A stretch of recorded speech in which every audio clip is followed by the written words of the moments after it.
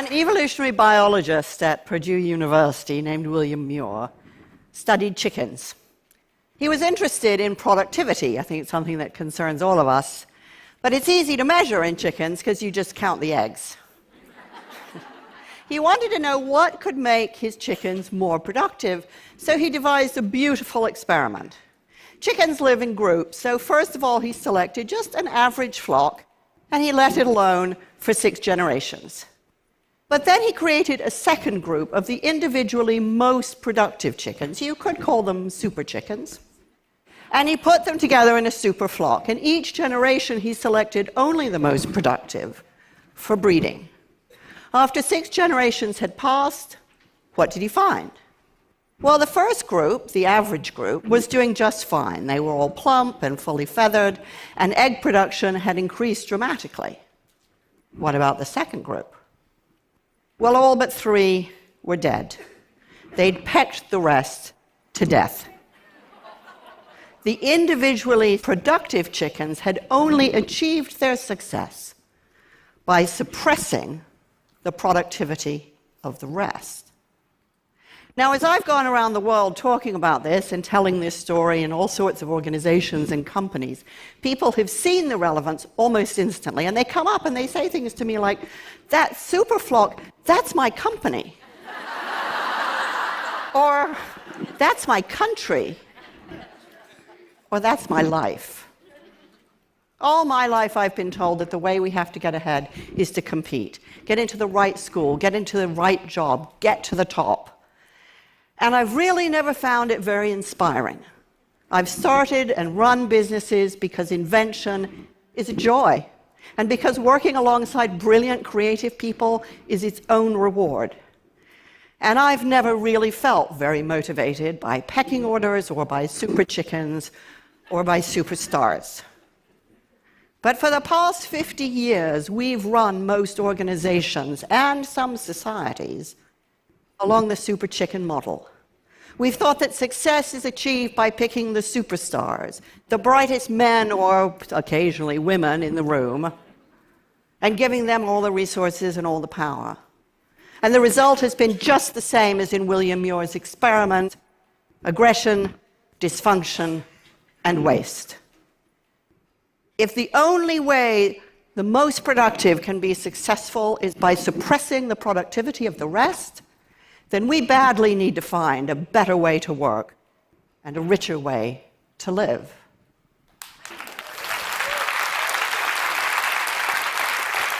So what is it that makes some groups obviously more successful and more productive than others? Well, that's the question a team at MIT took to research. They brought in hundreds of volunteers, they put them into groups, and they gave them very hard problems to solve. And what happened was exactly what you'd expect, that some groups were very much more successful than others. But what was really interesting was that the high-achieving groups were not those where they had 1 or 2 people with spectacularly high IQ. Nor were the most successful groups the ones that had the highest aggregate IQ. Instead, they had 3 characteristics, the really successful teams. First of all, they showed high degrees of social sensitivity to each other. This is measured by something called the reading the mind in the eye test. It's broadly considered a test for empathy, and the groups that scored highly on this did better. Secondly, the successful groups gave roughly equal time to each other, so that no one voice dominated, but neither were there any passengers. And thirdly, the more successful groups had more women in them. Now, was this because women typically score more highly on the reading the mind in the eye test, so you're getting a doubling down on the empathy quotient? Or was it because they brought a more diverse perspective? We don't really know. But the striking thing about this experiment is that it showed what we know, which is some groups do better than others. But what's key to that is their social connectedness to each other. So how does this play out in the real world? Well, it means that what happens between people really counts. Because in groups that are highly attuned and sensitive to each other, ideas can flow and grow, people don't get stuck, They don't waste energy down dead ends. An example. Arup is one of the world's most successful engineering firms, and it was commissioned to build the equestrian center for the Beijing Olympics. Now, this building had to receive 2,500 really highly strung thoroughbred horses that were coming off long-haul flights, highly jet-lagged, not feeling their finest. And the problem the engineer confronted was, what quantity of waste to cater for? Now, you don't get taught this in engineering school, and it's not really the kind of thing you want to get wrong. So he could have spent months talking to vets, doing the research, tweaking the spreadsheet. Instead, he asked for help, and he found someone who had designed the Jockey Club in New York. The problem was solved in less than a day. Arup believes that the culture of helpfulness is central to their success. Now, helpfulness sounds really anemic, but it's absolutely core to successful teams, and it routinely outperforms individual intelligence. Helpfulness means I don't have to know everything. I just have to work among people who are good at getting and giving help. At SAP, they reckon that you can answer any question in 17 minutes. But there isn't a single high-tech company I've worked with that imagines for a moment that this is a technology issue. Because what drives helpfulness is people getting to know each other. Now that sounds so obvious, and we think it'll just happen normally, but it doesn't. When I was running my first software company, I realized that we were getting stuck. There was a lot of friction, but not much else. And I gradually realized that the brilliant creative people that I'd hired didn't know each other. They were so focused on their own individual work, they didn't even know who they were sitting next to. And it was only when I insisted that we stop working and invest time in getting to know each other that we achieved real momentum. Now, that was 20 years ago, and now I visit companies that have banned coffee cups at desks because they want people to hang out around the coffee machines and talk to each other. The Swedes even have a special term for this. They call it fika, which means more than a coffee break, it means collective restoration. At IDEX, a company up in Maine, they've created vegetable gardens on campus so that people from different parts of the business can work together and get to know the whole business that way. Have they all gone mad? Quite the opposite. They figured out that when the going gets tough, and it always will get tough if you're doing breakthrough work that really matters, what people need is social support, and they need to know who to ask for help. Companies don't have ideas. Only people do.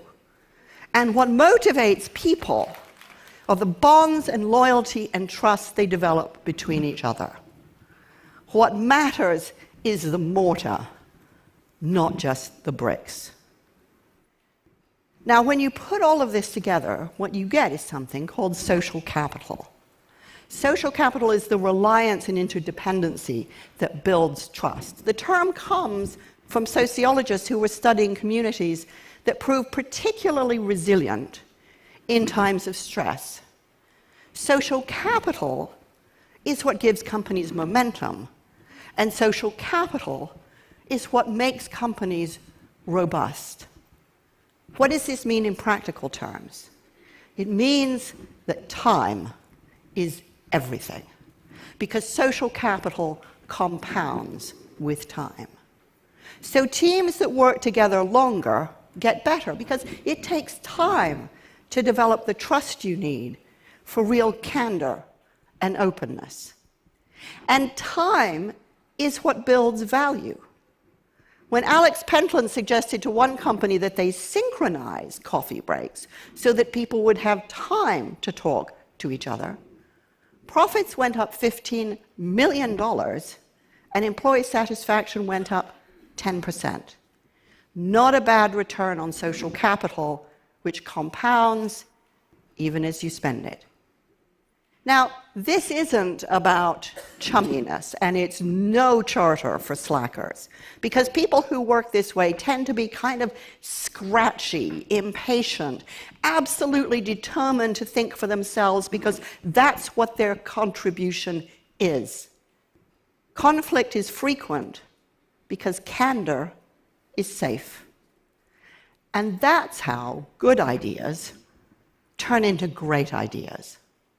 Because no idea is born fully formed. It emerges a little bit as a child is born, kind of messy and confused, but full of possibilities. And it's only through the generous contribution, faith, and challenge that they achieve their potential. And that's what social capital supports. Now, we aren't really used to talking about this, about talent, about creativity in this way. We're used to talking about stars. So I started to wonder, well, if we start working this way, does that mean no more stars? So I went and I sat in on the auditions at the Royal Academy of Dramatic Art in London, and what I saw there really surprised me, because the teachers weren't looking for individual pyrotechnics. They were looking for what happened between the students, because that's where the drama is. And when I talked to producers of hit albums, they said, oh, sure, we have lots of superstars in music. It's just they don't last very long. It's the outstanding collaborators who enjoy the long careers, because bringing out the best in others is how they found the best in themselves. And when I went to visit companies that are renowned for their ingenuity and creativity, I couldn't even see any superstars, because everybody there really mattered. And when I reflected on my own career and the extraordinary people I've had the privilege to work with, I realized how much more we could give each other if we just stopped trying to be super chickens.